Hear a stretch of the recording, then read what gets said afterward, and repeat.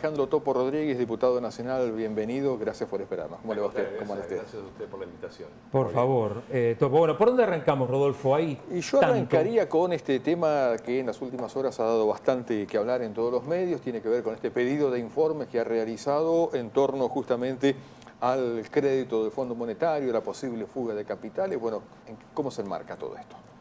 Ya el año pasado, en marzo de 2022, presenté un proyecto ante la Cámara de Diputados de la Nación para que el gobierno, a través de su representante en el Fondo Monetario Internacional, pida que el propio fondo, a través de un área interna del Fondo Monetario, que se llama la Oficina de Evaluación Independiente, lleve adelante una evaluación, una investigación, para determinar en qué medida una parte de los 44.500 millones de dólares que el fondo le entregó a la Argentina en 2018 durante el gobierno de Macri, eventualmente fueron a financiar lo que se llama la formación de activos externos, más conocido como salida de capitales o fuga de capitales, que consiste sencillamente en que al país le prestan un determinado monto en miles de millones de dólares y parte de esos dólares son usados por bancos o por fondos de inversión para sacar la plata del país. Eso no está permitido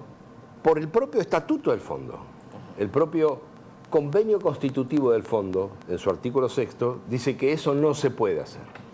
Finalmente, nunca se investigó en profundidad y ahora lo que estamos pidiendo, en un proyecto que presentamos hace unos 10 días con Natalia de la Sota, es que se reitere el pedido para que el Fondo Monetario investigue si hubo con esos fondos salida de capitales. Vamos a recordar, Topo, que esto se encuentra en el marco de lo que venimos escuchando y denunciado inclusive respecto a que el préstamo solicitado por el expresidente Macri, dicen, hay muchas voces que afirman que efectivamente ese dinero o gran parte de ese dinero se utilizó para eso, para la fuga de capitales. Es una hipótesis y por lo tanto lo que nosotros planteamos es que lo que conviene es que se evalúe, que se investigue. Nosotros no estamos presentando ni una denuncia judicial, ni una identificación de culpables, sino que el propio Fondo Monetario Internacional lo evalúe. Al respecto, en declaraciones a una cadena televisiva internacional, el propio Macri, hace ya casi 2 años, planteó que los recursos que habían recibido fueron en buena medida a los bancos que querían sacar los fondos de la Argentina. Pero en todo caso, más allá de lo que se haya dicho, lo importante es ver la documentación y que lo evalúe el propio Fondo Monetario Internacional, que me parece sería pertinente. ¿Qué derivaciones podría llegar a tener según el resultado de ese tipo de investigación? Lo primero, y que es muy importante, es saber. Eso no es menor, es decir, tener certeza de qué es lo que sucedió. Ahora, y lo digo con mucho respeto y con prudencia, mirándolo desde afuera, cualquiera que sea presidente a partir del 10 de diciembre de este año, si tiene un informe del Fondo Monetario que señala que los fondos fueron dados de una manera que no correspondía, tiene más fortaleza para hacer valer la posición argentina en una eventual renegociación con el Fondo Monetario Internacional. Esa me parece que podría eventualmente ser la primera y más relevante consecuencia. Entiendo. Que el fondo, digamos, asuma esta cuestión de, bueno, si efectivamente se utilizaron estos fondos, vamos a ceder en algo más para que la Argentina pueda reacomodarse y pagar su deuda en un tiempo más largo, menos intereses, etc. Básicamente eso es lo que facilitaría, le daría más elementos a la Argentina para estar mejor posicionada en una eventual renegociación de algo que por supuesto hay que pagar, lo que significa en este caso es un cambio en la correlación de fuerzas, es decir, más favorable para la Argentina una eventual renegociación. Correcto. Alejandro Topo Rodríguez está con nosotros. Se viene el balotaje, viene el próximo domingo el debate y el otro domingo, estamos a 13 días de lo que es el balotaje. ¿Qué análisis haces de la campaña hasta el momento? Bueno, uno desearía, en mi caso me gustaría que esté más asociada a la discusión de propuestas, pero bueno, nosotros tuvimos propuestas. Nuestro candidato a presidente es o era el mejor candidato a presidente desde mi humilde punto de vista, Juan Schiaretti, el actual gobernador de Córdoba, tanto por su experiencia como por sus propuestas. Hoy por hoy la ciudadanía fue muy clara. decidió que hay dos candidatos en el balotaje, Javier Milei y Sergio Massa. Y bueno, la discusión quizás no siempre va por el lado de comparar propuestas. Ojalá en esta instancia que mencionaba recién, que es el debate del próximo domingo, podamos tener la posibilidad de escuchar más debate de propuestas que una pelea. Ojalá que sea así. En el caso explícito de Alejandro Topo Rodríguez, junto con la diputada de la Sota también, bueno, fueron contundentes en respaldar entre las dos opciones a Sergio Massa.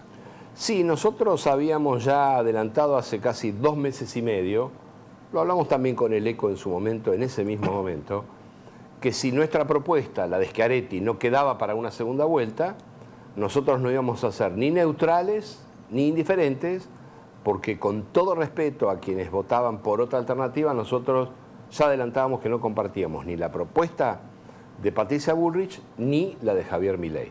Así que coherentes con eso que habíamos adelantado, en los últimos días planteamos que frente a este dilema que nos pone la sociedad argentina, nosotros no vamos a votar a Javier Milei y vamos a votar por Sergio Massa. Correcto. Sí, Rodolfo. Sí, ¿cuáles serían, digamos, los elementos de convicción que lo llevan justamente hacia Massa y qué es lo que no comparten de Milei? Hace mucho tiempo leí y escuché que Javier Milei sostenía que admira a Margaret Thatcher porque cuando tuvo que decidir pelear una guerra, decidió hacerlo y la ganó. Margaret Thatcher fue la primera ministra durante la Guerra de las Malvinas, donde Argentina e Inglaterra tuvieron un acontecimiento histórico muy relevante. Yo soy muy respetuoso de los que piensan distinto y de eso se trata la democracia, pero no comparto esos valores y con todo respeto he decidido no votar a quien sostiene esos valores. Pero además, Milei tiene propuestas que para mí van a ser difíciles de sobrellevar si se implementan. Y no quiero discutir sobre las peleas, sino sobre las propuestas que están allí escritas en la plataforma. Una de las principales es la apertura comercial unilateral. Estoy definiéndola textualmente como está escrita. Eso significa que cuando asume el nuevo presidente, se abre la economía a productos importados y entran a la Argentina productos importados muy baratos. Y eso pasa durante 6 meses o un año, y luego nuestras pymes quiebran, aumenta el desempleo, y cuando eso sucede, automáticamente los precios de esos bienes y servicios importados aumentan su precio de manera sideral. Ya pasó en la historia argentina eso. Dado que eso ya ha pasado en la historia argentina, y reitero, no voy a hacer ningún comentario de carácter personal sobre Milei, sino sus valores y sus propuestas.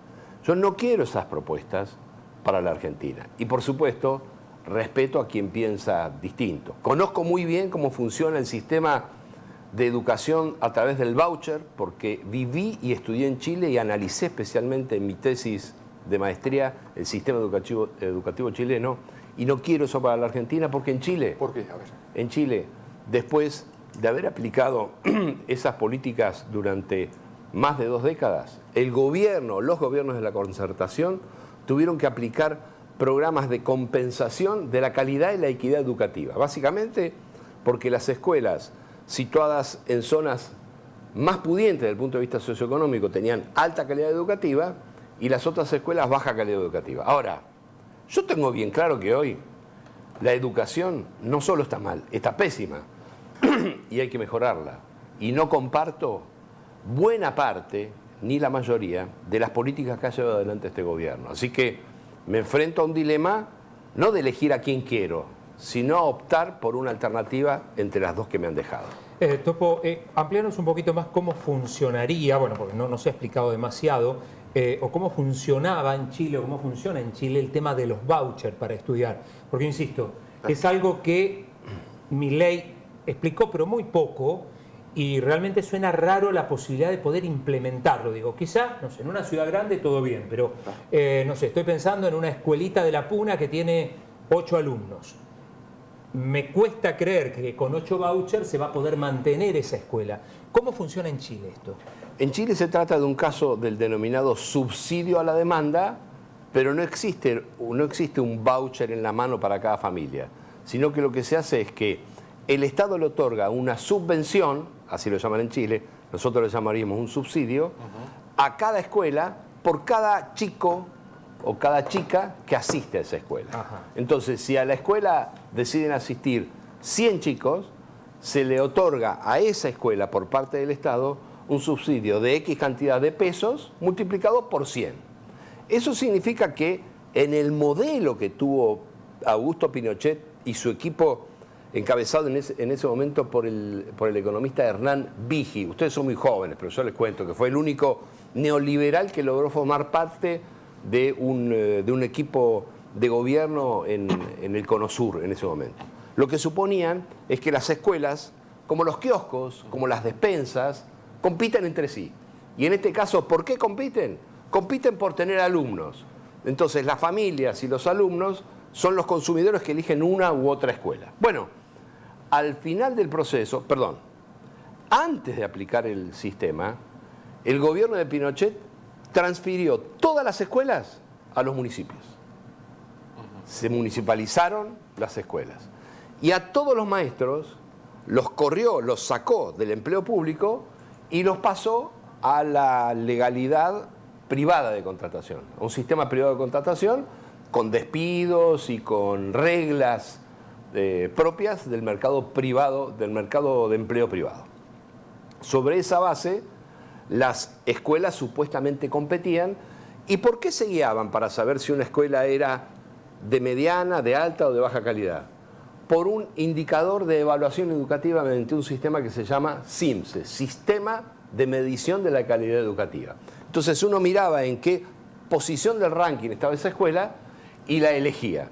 Bueno, como ustedes se pueden imaginar, las escuelas que estaban situadas en entornos más pudientes desde el punto de vista socioeconómico tenían altas chances de mejorar en el sistema y posicionarse en el sistema SIMSE, y las más bajas de entrada cada vez más abajo en el sistema de medición. A lo largo de los años, los estudiosos determinaron que el sistema agudizó las diferencias y bajó la calidad en las escuelas más humildes.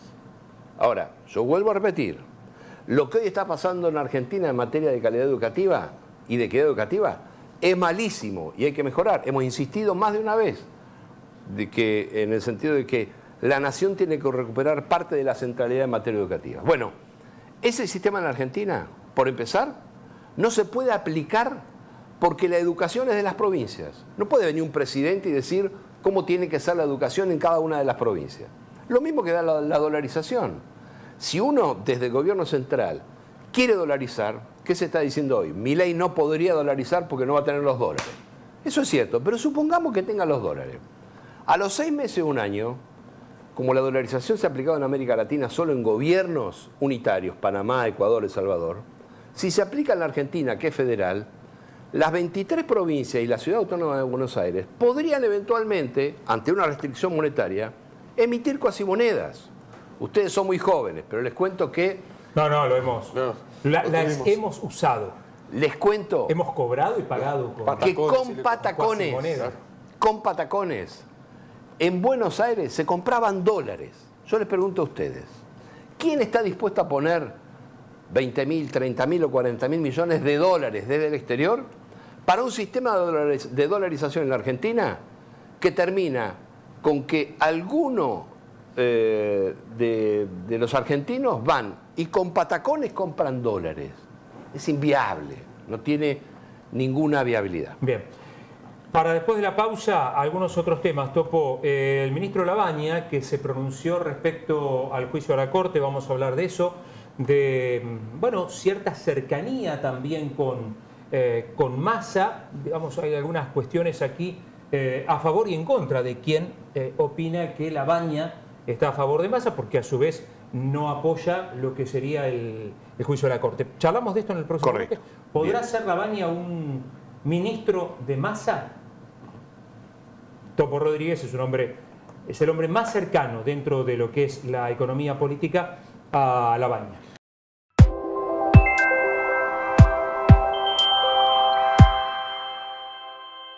Nosotros compartiendo el desayuno de hoy con el diputado Alejandro Topo Rodríguez. Bueno, habían quedado varios temas pendientes. Uno de ellos tenía que ver con la Baña, el pronunciamiento, el futuro de la Baña. Bueno, ¿cómo lo ve Topo?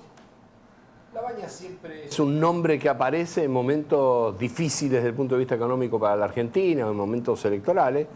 Eso no deja de ser significativo y alentador, porque es un hombre al que se le reconoce haber tomado decisiones fuertes para sacar a la Argentina adelante en el peor momento, cuando muchos se borraban y otros profetizaban el caos. Ahora, él no está pensando en ocupar ninguna posición en ningún gobierno, pero tampoco le va a negar el consejo, la reflexión, la opinión crítica, respetuosa como siempre, a quien se lo solicite. Massa ha dicho públicamente que si él es presidente, la Baña va a estar cerca de él. Bueno, es una expresión del candidato Massa. Habrá que ver qué sucede en el futuro. Massa plantea un título, que es un gobierno de unidad nacional. Nosotros la idea la compartimos, pero hay que ver qué significa eso realmente, porque un gobierno de unión nacional realmente requiere una amplitud significativa, convocar a quien piensa realmente distinto en algunos temas, pero que puede compartir algunos de los ejes fundamentales que la Argentina necesita consensuar a futuro. Hemos dicho en más de una oportunidad, lo hemos conversado con usted, ojalá tuviésemos un gobierno de unión nacional al menos durante 4 años para poder sacar adelante a la Argentina del estancamiento en el que está. Pero hoy por hoy no hay nada al respecto, sino en todo caso una valoración que hace Massa de la Baña y que para mí es positivo. ¿Puede, digamos, esta decisión de la Baña de no acompañar el juicio a la Corte, puede ser un retroceso en este encuentro que había entre Massa y la Baña?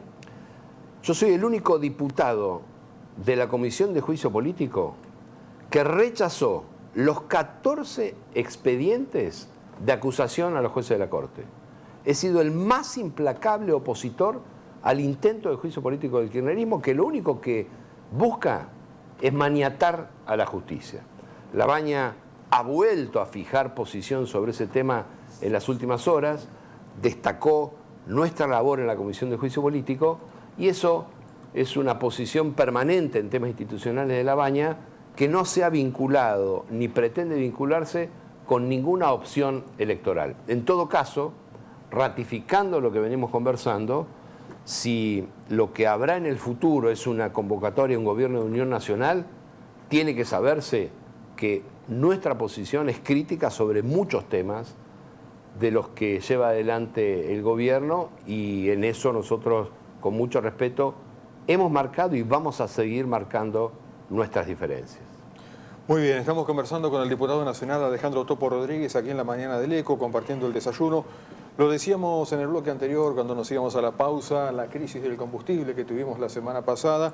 Y bueno, recordábamos en aquel momento el proyecto, bueno, con relación al tema biocombustibles, la postura del Topo Rodríguez contundente, incrementar el corte, es decir, desde lo que es la producción agropecuaria, generar combustibles que sean, por un lado, mejores para el medio ambiente, pero en definitiva son dólares menos que se van del país, ¿no?